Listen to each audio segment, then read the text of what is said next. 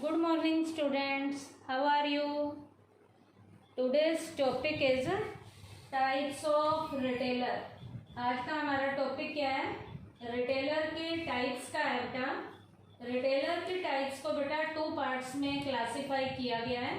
एक है इट्रिएंट रिटेलर्स, एक है जिनकी फिक्स शॉप्स होती हैं। इट्रिएंट रिटेलर्स कौन से होते हैं?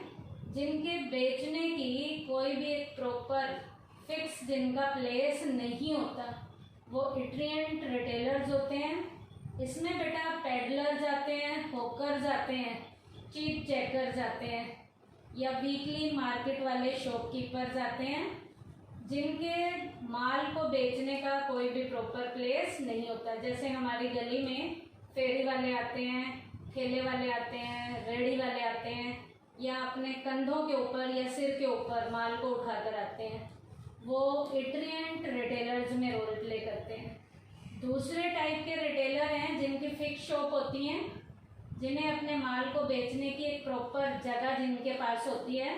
उसमें बेटा स्मॉल स्केल के रिटेलर आते हैं और लार्ज स्केल के रिटेलर आते हैं। स्मॉल स्केल के रिटेलर में जनरल स्टोर वाले ज़्यादातर आते हैं, वुडन की जिनकी शॉप्स होती हैं, लकड़ी के जिनके खोखे वगैरह होते हैं वो आते हैं। और लार्ज स्केल के रिटेलर में बेटा डिपार्टमेंटल स्टोर आता है, हमारा मॉल आता है, चेन शॉप्स आती हैं। तो बेटा कोरोना की वजह से बेटा हमारे सिलेबस में से टाइप्स ऑफ रिटेलर में इट्रिएंट रिटेलर्स का पार्ट जो है डिलीट हो गया है, और फिक्स शॉप में स्मॉल स्केल के रिटेलर वाला पार्ट्स जो है डिलीट हो गया है। फिक्स शॉप में लार्ज स्केल के रिटेलर हमारे टॉपिक में है, हमारे सिलेबस में है। तो आज हम टाइप्स ऑफ रिटेलर में लार्ज स्केल के रिटेलर्स करेंगे। लार्ज स्केल के जो रिटेलर होते हैं ये कौन होते हैं? जिनके पास जो है माल को बेचने का एक प्रॉपर प्लेस भी होता है, और ये अपनी दुकान पे बेटा सारे तरीके का माल रखते हैं। कौन है ये trader? These traders store smallest possible things as well as largest possible things.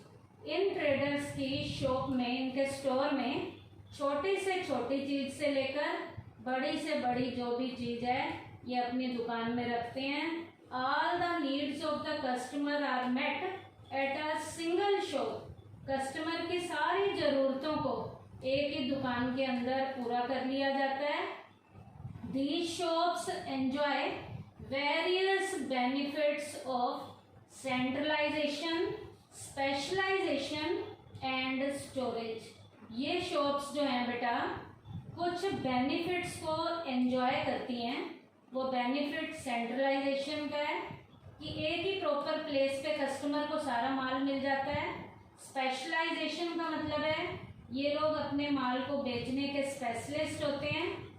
Storage, ये माल को अपने यहाँ स्टोर करके भी रखते हैं, छोटी से छोटी चीज से लेकर बड़ी से बड़ी चीज तक।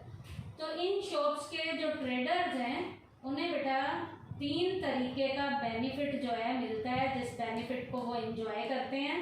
वो बेनिफिट सेंट्रलाइजेशन का होता है, स्पेशलाइजेशन और स्टोरेज का बेनिफिट ये ट्रेडर अवेल करते हैं। The chief organisation which carry on retail trade on a large scale are the following. बेटा ऐसी ऑर्गेनाइजेशन जो इस तरीके का लार्ज स्केल का रिटेल का ट्रेड करती हैं, उनकी कुछ टाइप आगे दी गई हैं, जिनमें आज हम सबसे पहली वाली इनकी टाइप करेंगे, जिसका नाम है डिपार्टमेंटल स्टोर। लार्ज स्केल के रिटेलर में आज हम फर्स्ट टाइप स्टार्ट करेंगे, जिसका नाम है डिपार्टमेंटल स्टोर। आपने बेटा ये सुना होगा, नॉन सा नाम होगा डिपार्टमेंटल स्टोर। डिपार्टमेंटल स्टोर क्या होते हैं बेटा? Under this system a single shop can be divided into many parts. एक ही दुकान को अलग अलग पार्ट्स में क्या किया जाता है? डिवाइड किया जाता है। और डिपार्टमेंट, एक ही शॉप को अलग अलग पार्ट्स में या अलग अलग डिपार्टमेंट में डिवाइड किया जाता है। इसमें डिपार्टमेंटल स्टोर में each department sell some particular things. हर डिपार्टमेंट जो है एक पर्टिकुलर तरीके का माल बेचता है। कहने का मतलब है हर डिपार्टमेंट में अलग अलग तरीके का पर्टिकुलर लेवल का माल जो है बेचा जाता है।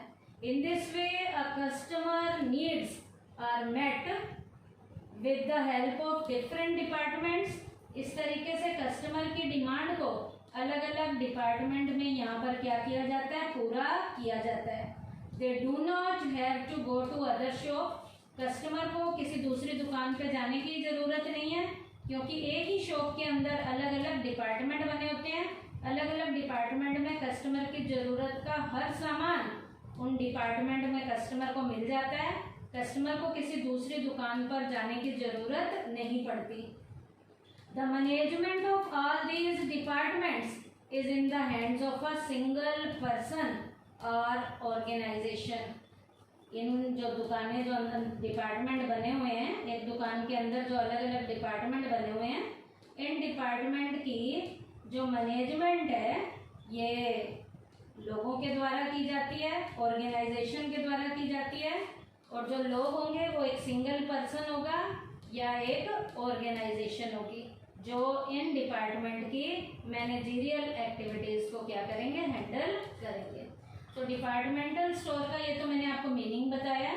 उसके बाद डिपार्टमेंटल स्टोर की फीचर्स क्या हैं। पहली फीचर है there are many departments under one roof. एक ही छत के नीचे यहाँ बहुत से डिपार्टमेंट होते हैं। All kinds of things are available in them. इन डिपार्टमेंट में हर एक तरीके की थिंग्स हमें मिल जाती हैं। हर एक तरीके की थिंग्स का मतलब है छोटी से छोटी वस्तु से लेकर बड़ी से बड़ी कोई भी वस्तु हमें चाहिए वो इन डिपार्टमेंट में कंज्यूमर को इजीली अवेलेबल हो जाती है। तो ये पॉइंट क्या था, all kinds of things are available in them. Third point है they are generally situated in big cities. ये डिपार्टमेंटल स्टोर आमतौर पर बड़े बड़े शहरों में खोले जाते हैं। ये डिपार्टमेंटल स्टोर आमतौर पर बड़े शहरों में शुरू किए जाते हैं। बड़े शहरों में ये हमें देखने को मिलते हैं। फोर्थ पॉइंट है the customers are provided many free services. ये डिपार्टमेंटल स्टोर कस्टमर को बहुत सी फ्री लेवल की सर्विसेज भी प्रोवाइड कराते हैं। ये डिपार्टमेंटल स्टोर कस्टमर को बहुत सी फ्री सर्विसेज भी प्रोवाइड कराते हैं। उसके बाद है एफिशिएंट सेल्समैन वर्क हेयर। यहाँ पर अपनी फील्ड के एफिशिएंट लेवल के जो सेल्समैन हैं, जो माल को प्रॉपर तरीके से बेचने में माहिर सेल्समैन जो होते हैं वो इन डिपार्टमेंटल स्टोर में काम करते हैं। तो ये पॉइंट था efficient salesman work here. Next है there is a separate manager for every department. यहाँ पर हर डिपार्टमेंट में एक अलग से सेपरेट मैनेजर होता है। हर डिपार्टमेंट का एक सेपरेट से अलग से मैनेजर होता है। उसके बाद है things of good quality are available here. Departmental store में हमेशा बढ़िया क्वालिटी का माल ही बेचा जाता है। क्या, things of good quality are available here. बढ़िया क्वालिटी का माल डिपार्टमेंटल स्टोर के अंदर बेचा जाता है। तो ये तो डिपार्टमेंटल स्टोर की मैंने आपको क्या बताई हैं, फीचर्स बताई हैं। उसके बाद है establishment of departmental store. Departmental store को एस्टेब्लिश करना हो तो कैसे करेंगे, कुछ बातों को हम ध्यान में रखेंगे। वो क्या क्या बातें हैं जो ध्यान में रखनी है। Some things should be kept in mind for the successful establishment of a departmental store. एक बढ़िया तरीके से डिपार्टमेंटल स्टोर को एस्टेब्लिश करने के लिए कुछ बातों को हमें अपने दिमाग में रखना है। वो बातें आगे बताई गई हैं जो हमें एक बढ़िया लेवल का डिपार्टमेंटल स्टोर एस्टेब्लिश करने के लिए अपने दिमाग में बातें ध्यान में रखनी पड़ेंगी। उसमें पहली जो बात है जो हमने ध्यान में रखनी है वो लोकेशन से रिलेटेड है कि इसकी लोकेशन कहाँ होगी। Departmental store should be established in a modern city. ये एक मॉडर्न सिटी में ही इसे एस्टेब्लिश किया जा सकता है। Then it should be located at a place inhabited by the rich people of the city. ये डिपार्टमेंटल स्टोर ज़्यादातर उस एरिया में एस्टेब्लिश किया जाता है जहाँ पर आमतौर पर अमीर लोग रहते हो। तो इसकी लोकेशन को ध्यान में रखना है कि मॉडर्न सिटी के अंदर होना चाहिए और इसकी लोकेशन वहीं पर होनी चाहिए जहाँ आसपास अमीर लोग रहते हो। उसके बाद सेकंड पॉइंट है फैसिलिटीज़ के बारे में। There should be a big building for a departmental store. Departmental store के लिए एक बड़ी बिल्डिंग होनी चाहिए so that along with various department some facilities for the customer may also be provided। बेटा बहुत प्रॉपर प्लेस बड़ा होना चाहिए, बड़ी बिल्डिंग होनी चाहिए, क्योंकि बिल्डिंग के अंदर बहुत से डिपार्टमेंट खोलने हैं ताकि कस्टमर को हर एक तरीके की सुविधा दी जा सके। दिस फैसिलिटीज इंक्लूड, अब यहाँ पर कस्टमर को जो फैसिलिटीज देनी है उन फैसिलिटीज में क्या क्या होगा? रेस्ट हाउस की फैसिलिटी होगी, पोस्ट ऑफिस की फैसिलिटी होगी, टेलीफोन की सर्विसेज होंगी, टेलीग्राफ की सर्विसेज होंगी। तो टेलीफोन और टेलीग्राफ के ऑफिसेज होने चाहिए, लाइब्रेरी होनी चाहिए, कैंटीन होनी चाहिए, एक्सेट्रा। और भी बहुत सी फैसिलिटीज जो हैं यहाँ पर कस्टमर को प्रोवाइड कराई जाती हैं। तो डिपार्टमेंटल स्टोर की जो बिल्डिंग है वो बड़ी बिल्डिंग होनी चाहिए ताकि कस्टमर को यहाँ पर हर एक तरीके की सुविधा को उपलब्ध कराया जा सके। थर्ड है डेकोरेशन के बारे में। इसकी साज सजावट कैसी होनी चाहिए? Different departments of the departmental store should be decorated differently. Departmental store के हर डिपार्टमेंट को अलग अलग तरीके से डेकोरेट किया जाता है। Building should have both the interior as well as exterior decoration. बेटा दोनों डेकोरेशन पे ध्यान देना है, इंटीरियर डेकोरेशन पे भी और एक्सटीरियर डेकोरेशन पे भी। अंदर की साज सजावट पे भी ध्यान देना है और बाहर की साज सजावट पे भी ध्यान देना है। The exterior decoration should be able to attract customer.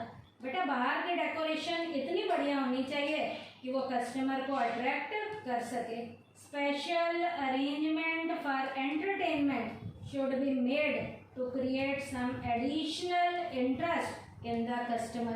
Customer इसकी ओर अट्रैक्ट हो सके, इसके लिए प्रॉपर लेवल का कस्टमर का एंटरटेनमेंट का भी यहाँ पर पूरा प्रॉपर अरेंजमेंट होना चाहिए। तो इसकी प्रॉपर डेकोरेशन होनी चाहिए हर डिपार्टमेंट की ताकि कस्टमर उसकी डेकोरेशन को देखकर अट्रैक्ट हो और वहाँ पर ज़्यादा से ज़्यादा कस्टमर आए। उसके बाद फोर्थ पॉइंट है परचेज एंड सेल प्रोसीजर। इनके परचेज और सेल का प्रोसीजर कैसे होगा? All the sales department send their orders for necessary things through sales manager to the purchase manager. बेटा हर माल को जो भी बेचना है सेल्स वाला मैनेजर जो है परचेज मैनेजर को इसका टाइमली क्या देता है? ऑर्डर देता है। Sale manager place order for the goods. Sale manager order को प्लेस कर लेता है। When the goods are received in the store, अब जब माल स्टोर के अंदर आ जाता है they are matched with the order। वो मैच करते हैं ऑर्डर के साथ। इसका मतलब जो माल मंगाया गया है उस माल को ऑर्डर के साथ मैच किया जाता है ताकि ये देखा जाए कि माल ऑर्डर के अकॉर्डिंग आया भी है या नहीं आया। Therefore the goods are sent to the department concerned for sale। अब वही माल जो खरीदा है उसे कंसर्न डिपार्टमेंट में बेचने के लिए भेज दिया जाता है। Customer are supplied 2 copies of the cash memo by various salesman. अलग अलग सेल्समैन के द्वारा कस्टमर को बेटा 2 जो है कॉपी यहाँ पर कैश मीमो की सप्लाई की जाती है।